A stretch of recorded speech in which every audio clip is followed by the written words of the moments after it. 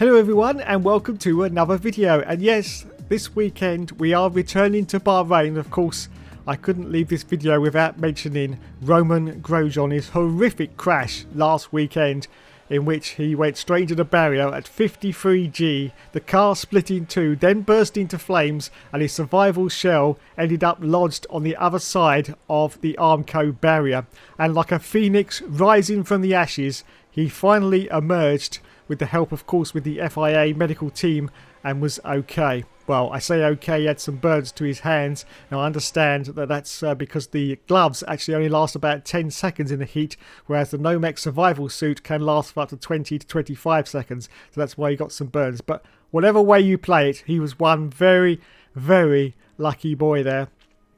And I haven't seen an explosion like that since quite possibly the 1970s and the early 80s, to be honest. Anyway, Romain Grosjean will be fine. We've seen lots of posts from him to say that he is recovering well, so we wish him all the best. And whatever he does next year, we hope he's going to be okay. So, more news for you now, and that is that Lewis Hamilton will not be attending the Bahrain Grand Prix because he has unfortunately contracted COVID.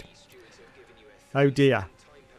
Never mind, Lewis. You better write a song about that now, won't you? Maybe you can get Rita Ora on backing vocals, and maybe Roscoe can play the drums. Yes? He'll be fine. He'll be fine. He is a top flight, top level sportsman, fit as a butcher's dog, and I'm sure that he'll be back raring to go in Abu Dhabi. Now, unfortunately, though, the laws in Abu Dhabi concerning coronavirus are very, very strict, so he may be ruled out just on those grounds. But anyway, he will be fine whatever happens. Now, of course, breaking news. Breaking news. Well, it was when I made this video anyway. George Russell will be driving Lewis Hamilton's car for the Bahrain Grand Prix. Yes, George Russell. Now, of course, this was the easy choice for Mercedes. The very, very easy choice because, of course, Williams have a Mercedes engine in the back of their car.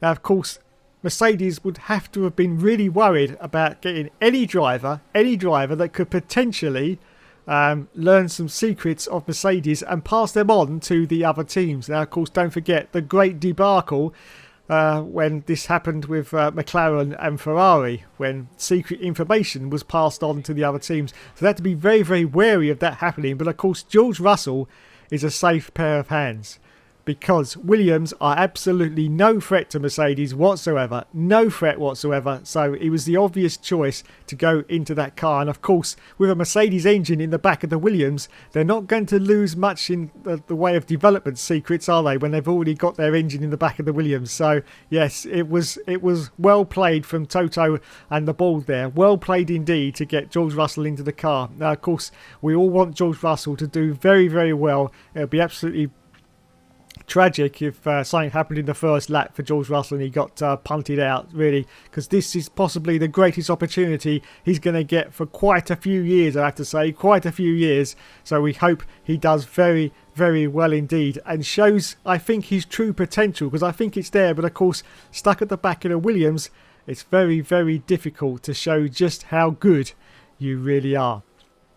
So, of course, we will be at the Bahrain, the alternative layout circuit, which is a lot longer and faster, of course, and but shorter as well, because the laps will be 87 laps in total. You can do a lap in, I think it's just under a minute. I think 59 seconds, or maybe just over the minute, but it's going to be very, very fast indeed. So it's going to be pretty fast and furious stuff for the F1 drivers on Sunday.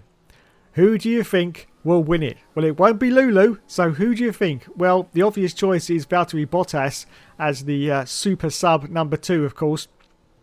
But who knows?